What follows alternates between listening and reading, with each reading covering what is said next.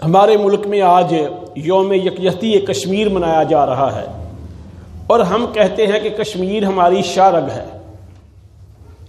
और आप ही बताएं कि शाहरग के बगैर कोई बंदा जिंदा रह लेता है? बस सादा सी बात है कि हमारी शाहरग अगर कट जाए तो हम जिंदा रह सकते हैं। फिर आप कहेंगे कि कश्मीर अगर पाकिस्तान की शाहरग है तो हम तो बड़ी देर से जिंदा है।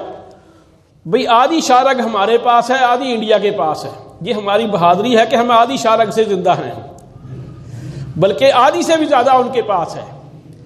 और देखें, इनकलाब चीजें ये अमल की सपोर्ट से, ये कुर्बानी से हासिल होती हैं, ये ज़बानी दावों से हासिल नहीं होती।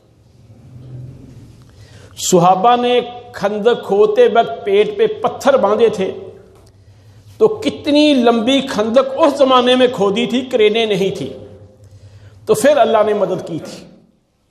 बदर में 313 लेके आके मोहम्मद और रसूल सल्लल्लाहु अलैहि वसल्लम ने अपना सर सजदे में रख दिया था, तो फिर अल्लाह ने आसमानों से फरिश्ते भेजे थे।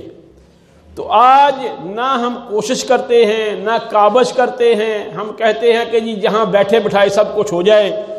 तो और सच्ची बात है कि बात वही कि हम जाली क्रेडिट लेने के चक्रों में हैं, ज़बानी कलामी। अल्लाह हम सबको हदायत अता फरमाए।